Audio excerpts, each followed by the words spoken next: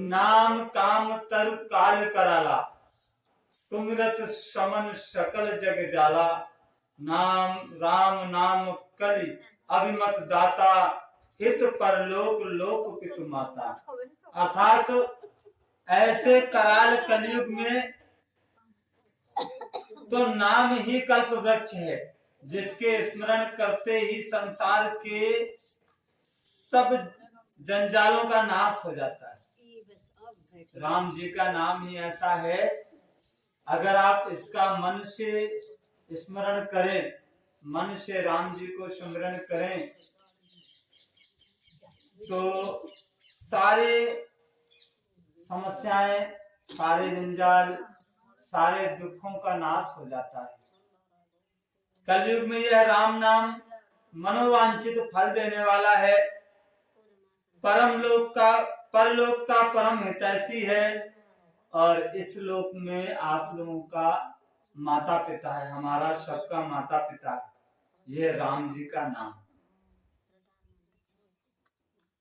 अर्थात परलोक में भगवान का परम धाम यही दिलाता है, और इस लोक में हमारा भरण पोषण भी यही करता है, हमारा पालन पोषण करता है, हमारी मुसीबतों से रक्षा करता है। यही नाम हमारी रक्षा करता है, यही नाम हमारा पेट भरता है। कलयुग में ना कर्म है, ना भक्ति है, ज्ञान भी नहीं है। अगर है कुछ जिससे हम सफल हो सकते हैं, जिससे हम राम जी को प्राप्त कर सकते हैं, तो वो है मात्र राम जी का नाम। कुछ हमको विशेष अनुष्ठान नहीं करने हैं, कुछ हमको यज्ञ नहीं करने की आवश्यकता है, कोई हमको ध्यान लगा करके बैठने की आवश्यकता नहीं है। सिर्फ चलते फिरते, खाते पीते, सोते जागते राम राम राम राम, या जो भी गुरु ने नाम दिया है उस नाम का जप करते हैं। अर्थात केवल नाम का ही आधार है, केवल राम जी के नाम का ही आधार। कपट की खान है ये कलयुग। ये जो कलयुग है, इसमें अधिकतर लोग अपने स्वार्थ के वशीभूत होकर के कपट करते रहते हैं। इस कलयुग पर विजय प्राप्त करने के लिए राम नाम का ही अकेला एक सहारा है, दूसरा कुछ नहीं। और राम नाम के ही बल से हमारे हनुमान जी महाराज समर्थ हैं, बुद्धिमान हैं। और राम नाम को प्राप्त करने के लिए हनुमान जी महाराज, इनके आशीर्वाद की भी आवश्यकता होती है, क्योंकि राम दरबार के जो मुख्य दरबारी हैं, जिनकी आज्ञा के बिना, जैसे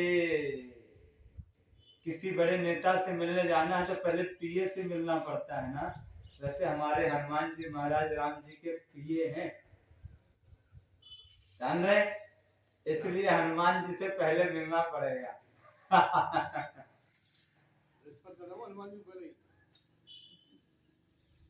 तुलसीदास जी कहते हैं कि राम नाम नर केसरी, कनक कसिप कलिकाल, जापक जन प्रहलाद जिमि, पालहि दल सुरसाल। अर्थात राम नाम तो नरसिंह भगवान के समान, और कलयुग हेड़ा कश्यप का स्वरूप लेकर के तैयार खड़ा हुआ है। और जप करने वाले जन, जो जन भक्ति करते हैं, ये कलयुग उनको समाप्त करना चाहता है। वो जन प्रहलाद के समान है, वो व्यक्ति जो भगवान की भक्ति करना चाहते हैं मन से, उनको ये कलयुग समाप्त करना है। क्यों? क्योंकि उन भक्तों के आगे फिर उसको नीचा देखना पड़ता है। जो कलयुग के वशीभूत हैं व्यक्ति, वही कलयुग है। कलयुग कहीं अलग से थोड़ी ना है, हम में भी कलयुग का वास है, आप में भी कलयुग का वास हो सकता है। जिस समय हम राम जी के सानिध्य बैठे होते हैं ना, बस वही कलयुग का वास नहीं। अब इस समय आप लोग राम जी के सानिध्य में हैं, तो अब इस समय आपके मन में अपने आप गलत विचार जो हैं उनसे छुटकारा पाने का मन करता है। जब तक आप यहाँ बैठेंगे तभी तक के लिए है, यहाँ से आप बाहर हटेंगे कलयुग का प्रभाव शुरू हो जाता है।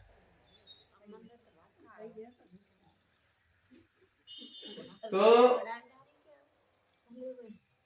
यूं कहा है कि जो मन से राम जी की भक्ति करना चाहते हैं तो कलयुग के लिए वो प्रहलाद के समान है, और यह राम नाम देवताओं के शत्रु को मारकर जप करने वालों की रक्षा करता है। अगर आप राम नाम का 24 घंटे या जहां भी आप सुमिरन करते हैं वही स्थान धर्म स्थान हो जाता है, और वहीं पर कलयुग का प्रभाव खत्म हो जाता है, नष्ट हो जाता है।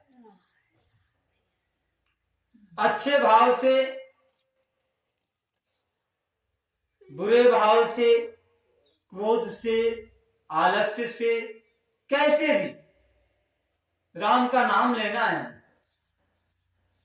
किसी भी तरह से अगर आप नाम जपते हैं तो 10 दिशाओं में कल्याण होता है, अर्थात आप सृष्टि में कहीं भी आप पहुंच जाइए, सिर्फ राम नाम का स्मरण आप पक्का रखिए और आपका कोई बुरा नहीं कर सकता।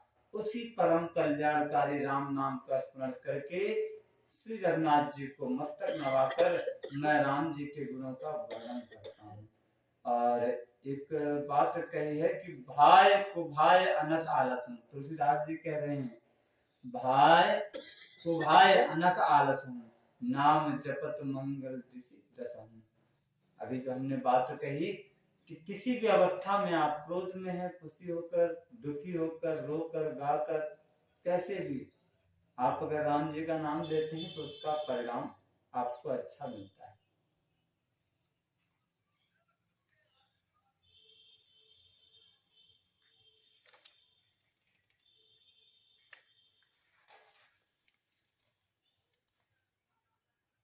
सठ सेवक की प्रीति रुचि रखियहि राम कृपाल, उपल किए जल जान जहीं सचिव सुमति कति भाल।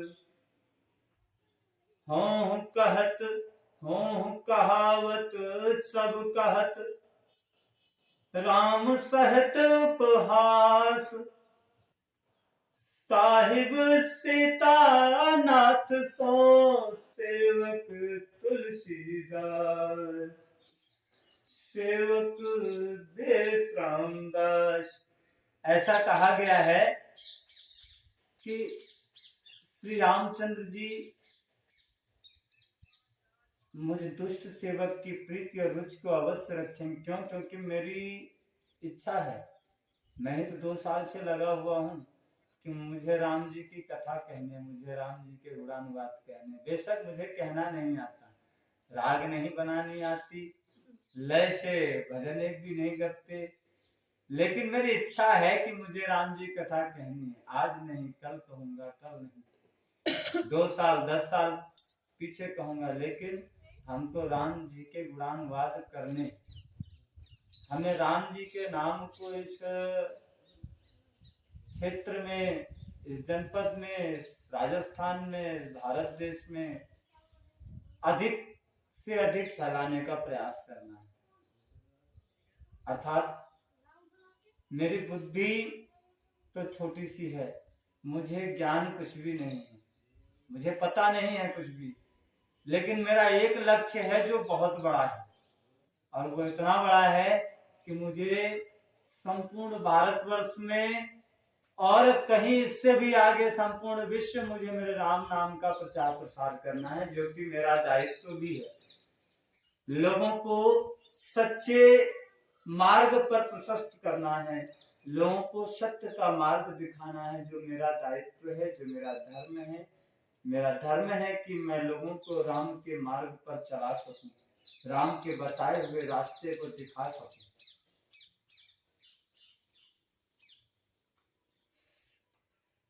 जबकि श्री रामचंद्र जी मेरी प्रीति जानेंगे, मेरी रुचि को देखेंगे, उसको अवश्य रखेंगे, मुझे ऐसा विश्वास है। जिन राम जी ने पत्थरों को जहाज बना दिया,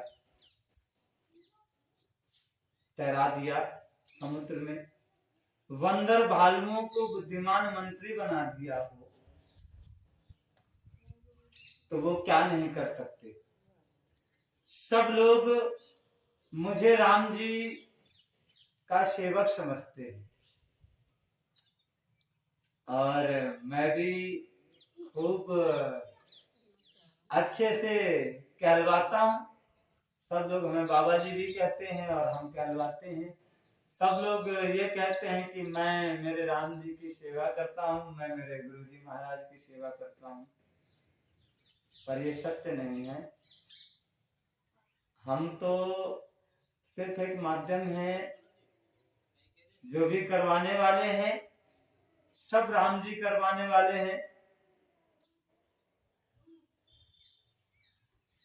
और ऐसा मेरे द्वारा कराया जाता है, इसलिए ऐसा लगता है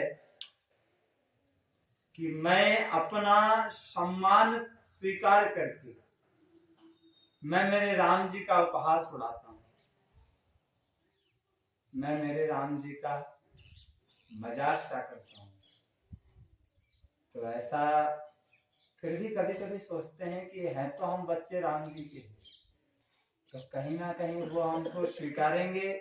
और हमारी इच्छा गलत नहीं है, हमारी इच्छा उन्हीं के नाम का प्रचार प्रसार करने की है, उन्हीं के नाम में अपने आप के लिए थोड़ी सी जगह प्राप्त करने की है। और हमें विश्वास है कि हमारे द्वारा किए गए इस अपराध को शायद राम जी क्षमा करेंगे और राम जी इस निंदा को सहते हैं। और मैं इसी के साथ अपनी कथा में आगे बढ़ना चाहता हूँ।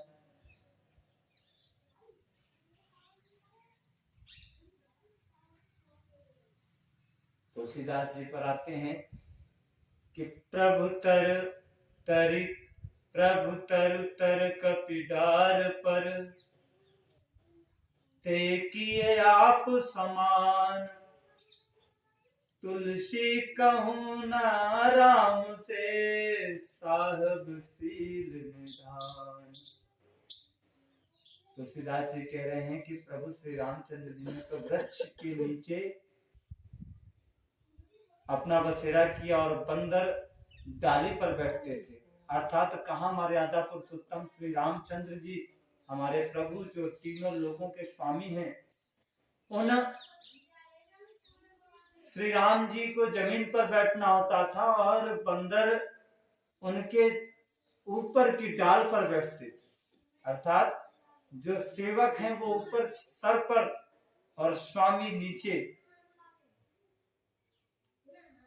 सच्चिदानंद घन परमात्मा श्री राम जी और कहाँ पेड़ों की शाखाओं पर कूदने वाले बंदर, परंतु ऐसे बंदरों को भी उन्होंने अपने समान बना लिया। तुलसीदास जी कहते हैं कि श्री रामचंद्र जी सरीखे सील निधान स्वामी कहीं भी नहीं है। हे श्री राम जी, आपकी अच्छाई से सभी का भला है, अर्थात आपका कल्याण स्वभाव सभी का कल्याण करने वाला है, यही बात सच है।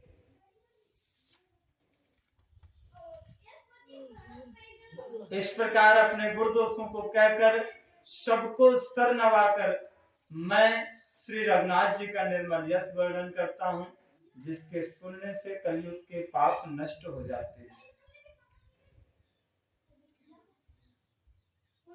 कि एक बार की बात है,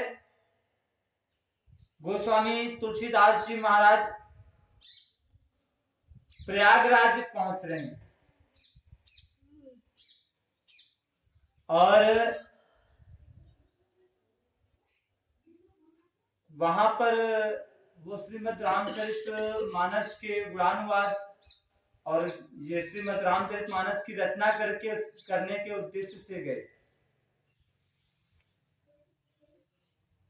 तो याज्ञवल्क्य जी महाराज और भारद्वाज जी महाराज के बीच में जो संवाद हुआ था, उस संवाद के बारे में गोस्वामी जी यहाँ पर लिख रहे हैं। और जो कुछ याज्ञवल्क्य जी महाराज ने भारद्वाज जी महाराज जी को सुनाया था, उसको गोस्वामी जी ने लिखा है। और जो गोस्वामी जी ने लिखा है उसी को मैं पढ़ने का प्रयास करूंगा।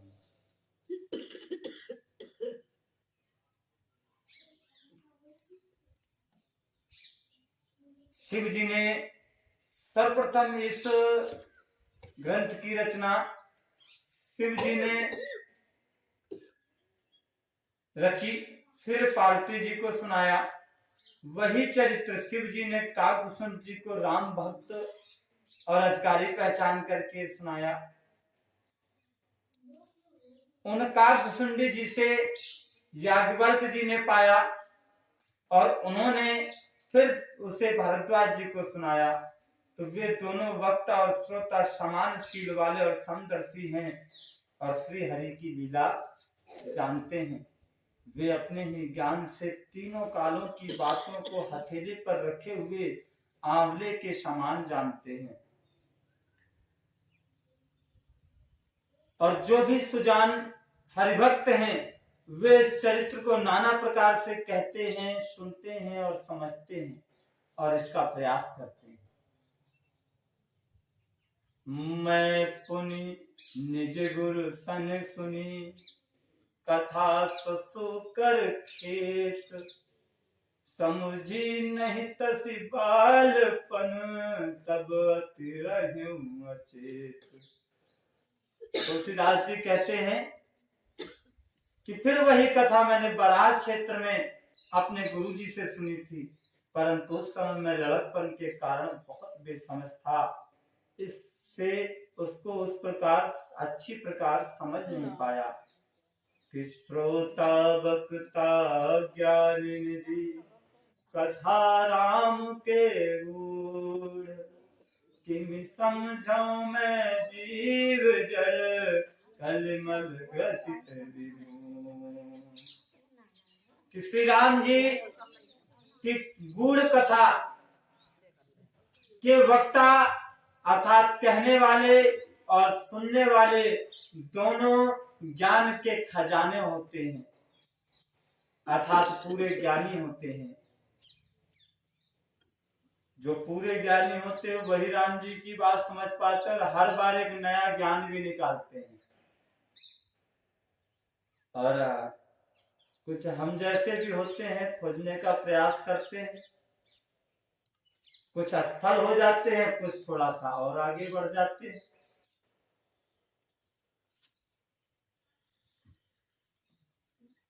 तो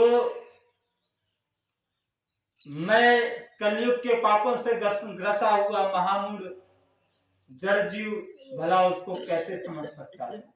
तो भी गुरुजी ने बार बार कथा कही, तब बुद्धि के अनुसार कुछ समझ में आई और वही अब मेरे द्वारा भाषा में रची जाएगी, ऐसा गोस्वामी जी कह रहे हैं, जिससे मेरे मन को संतोष हो।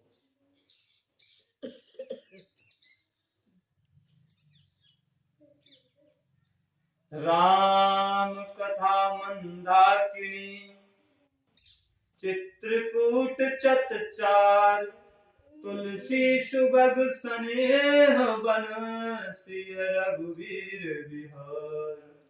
तुलसीदास जी कहते हैं कि राम कथा मंदाकिनी नदी है, सुंदर निर्मल चित्त चित्रकूट है और सुंदर स्नेह ही वन है, जिसमें श्री सीताराम जी विहार करते हैं। अर्थात ये जो राम कथा है, ये पवित्र मंदाकिनी नदी है। और सुंदर अर्थात निर्मल जो चित्त है, जो निर्मल चित्त लगा करके इसको सुनेगा, अपने चित्त अर्थात मन को जो निर्मल कर देगा, उसी के मन में ये राम कथा अपना वास कर लेगी। और जो अपने चित्त में कपट लेकर के बैठा है, अपने चित्त में छल लेकर के बैठता है, उसको राम कथा स्वयं ही अच्छी नहीं लगती।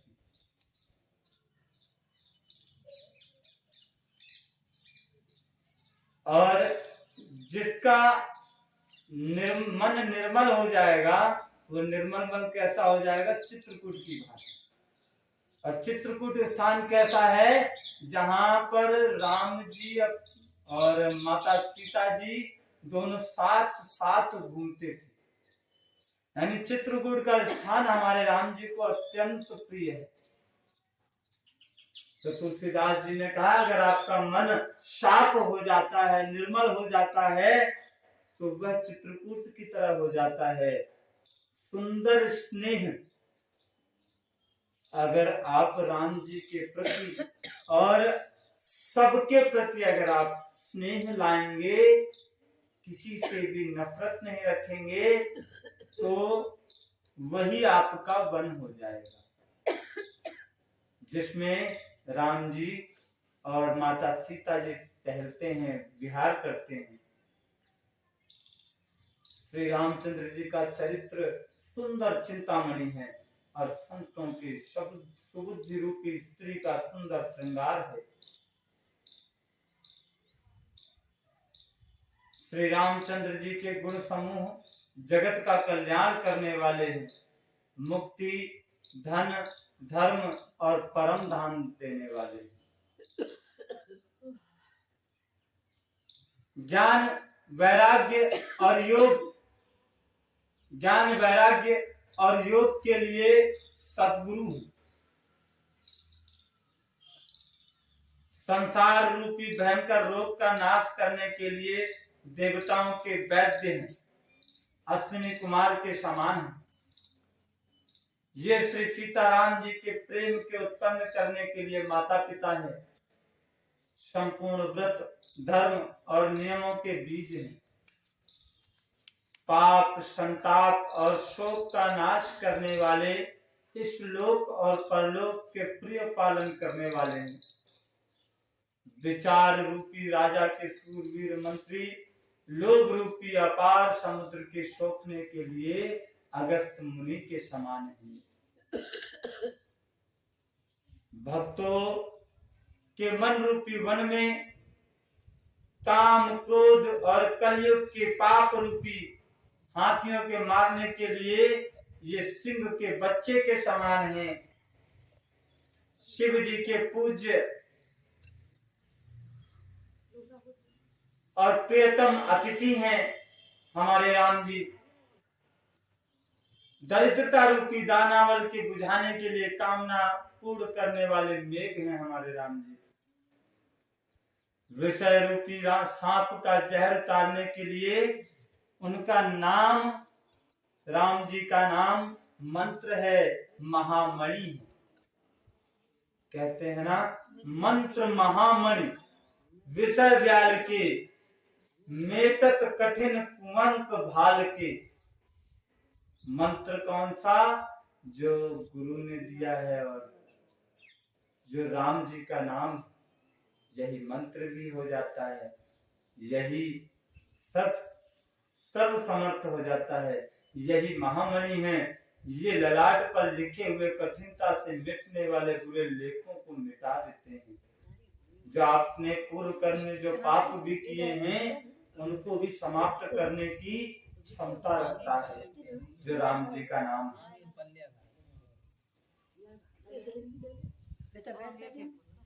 कुपथ कुतरक कुचाल कली, कपट दंभ पाखंड, दहन राम गुण ग्राम जिमी, प्रचंड। अर्थात श्री राम जी के समूह, श्री राम जी के गुणों के समूह कुमार्ग कुतर्क कुचाल और कलयुग के कपट दंभ और पाखंड जलाने के लिए वैसे ही हैं जैसे ईंधन के लिए प्रचंड अग्नि।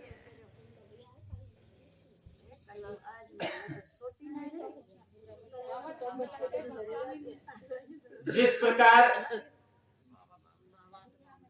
प्रकार माता पार्वती जी ने श्री शिव जी से प्रश्न किया और जिस प्रकार शिव जी ने विस्तार से उसका उत्तर कहा, वह सब कारण मैं विचित्र कथा की रचना करके गाकर कहूंगा कि जेहि यह कथा सुनी नहीं होई, जनिया चरज करे सुनि सोई।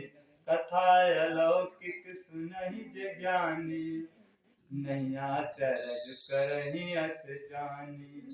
राम कथा के मिति जिग जग नाही, असि प्रतीत तिनके मन माही। नाना भांति राम अवतारा, रामायण सतकोटि अपारा, रामायण सतकोटि अपारा। कहते हैं कि जिसने यह कथा पहले ना सुनी हो, वह इसे सुनकर आश्चर्य ना करे। इसमें जो जो रचनाएं आएंगी, जो जो वक्तव्य आएंगे, उन्हें सुनकर किसी भी नए व्यक्ति को आश्चर्य हो सकता है।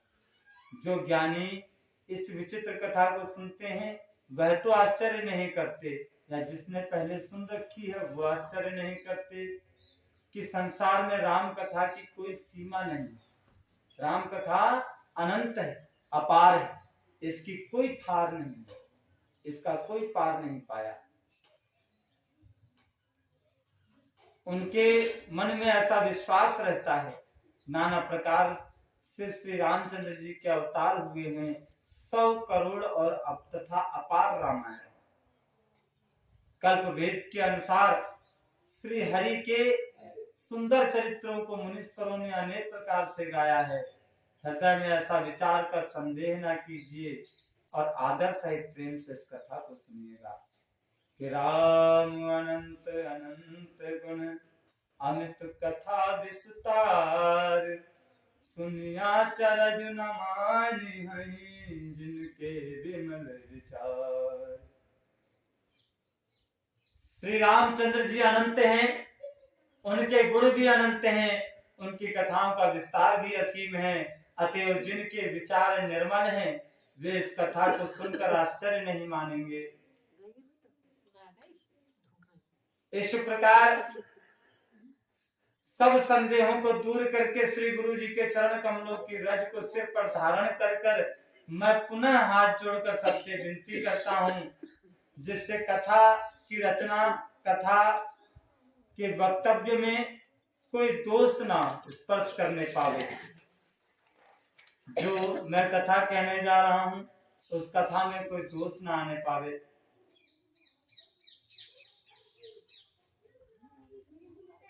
अब मैं आदर पूर्वक श्री शिव जी को सिर नवाकर प्रणाम करता हूँ और श्री रामचंद्र जी के गुणों की निर्मल कथा कहना चाहता हूँ कि श्री हरि के चरणों पर सिर रखकर संवत 1631 में इस कथा का आरंभ हुआ था।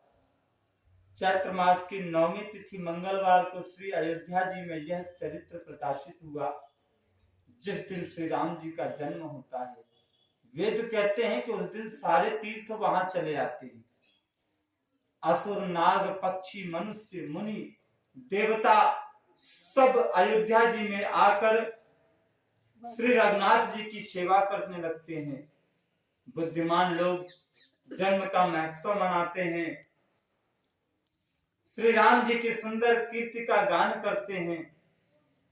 सज्जनों के समूह उस दिन श्री सरयू जी के पवित्र जल में स्नान करते हैं।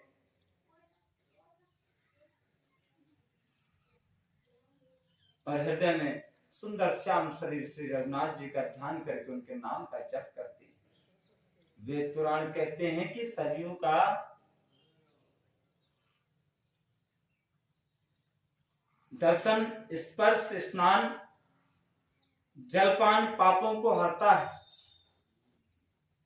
यह नदी बड़ी ही पवित्र है, इसकी महिमा अनंत है, जिसे विमल बुद्धि वाली सरस्वती जी भी नहीं कह सकती। तुलसीदास जी भी कहते हैं कि दरस परस मुख मज्जन पाना, हर ही पाप कह वेद पुराना, और नदी पुनीत अमित महिमाति, कही न सकई शारदा विमल मति। यह शोभायमान अयोध्यापुरी श्री रामचंद्र जी के परम धाम की देने वाली, सब लोगों में प्रसिद्ध है और अत्यंत पवित्र है। जगत में, पूरे संसार में अंडज, स्वेदज, उपदिज और जरायुज 4 प्रकार के जीव हैं। इनमें से कोई भी अयोध्या जी में अगर शरीर छोड़ते हैं तो फिर संसार में वापस नहीं आना पड़ता है।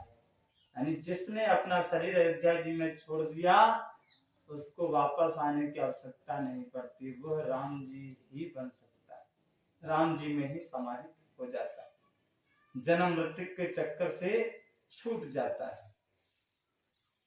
इस अयोध्यापुरी को सब प्रकार से मनोहर, सब सिद्धियों को देने वाली और कल्याण की खान समझकर मैंने इस निर्मल कथा का आरंभ किया। तुलसीदास जी कह रहे हैं, जिसके सुनने से काम मत दंभ नष्ट हो जाते हैं। इस ग्रंथ का नाम श्री रामचरितमानस है, जिसके कानों से सुनते ही शांति मिलती।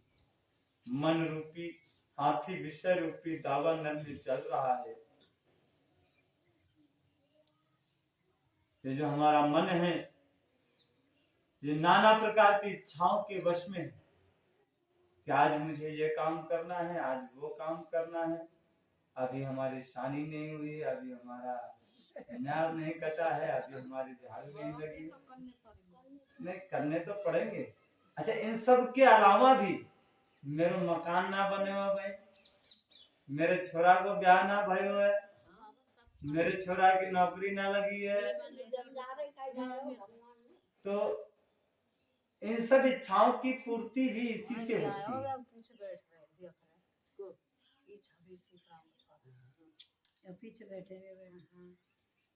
जो मन रूपी हाथी है, ये अपनी जरूरतों के दावानल में जल रहा है। जरूरतें ही तो हैं, ये सारी जरूरतें ही तो हैं। ये मन को हाथी का स्वरूप दिया गया और हमारा शरीर इस मन की चाल से चलता है, चलने का प्रयास करता है। मन ने कहा कि हमारे बेटे को नौकरी लगनी चाहिए, इच्छा है ना, हमारे बेटे की नौकरी लगनी चाहिए। अब बेटा पढ़ रहा है तो ही तो नौकरी लगेगी। अगर कमजोर है तो चाहे हमें पैसा देके नौकरी लगानी पड़े, कितना भी पैसा खर्चना पड़े, पर ये गलत काम है। आपको पता है, आपके पास धन है, आपने पैसा दे करके किसी अधिकारी का मुंह बंद करके या किसी भी जुगाड़ से अपने बच्चे को नौकरी लगा दी, लेकिन अपने अयोग्य बच्चे को आपने उस योग्य पद पर बिठाया जिसके योग्य कोई अन्य था। आपने उसके हिस्से को अपने स्वार्थ में लिया। ये भी तो है ना। तो इसके भी तो हम दोषी हुए ना, क्योंकि हमने किसी और का अधिकार छीन लिया, पैसों के दम पर खरीद लिया। यही तो माया की चाल है, यही तो मन की चाल है। और माया सदैव हमसे अधर्म कराती।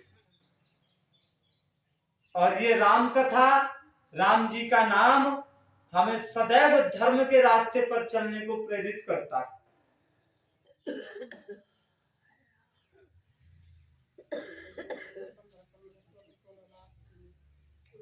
यह रामचरितमानस संतों को, मुनियों को प्रिय है।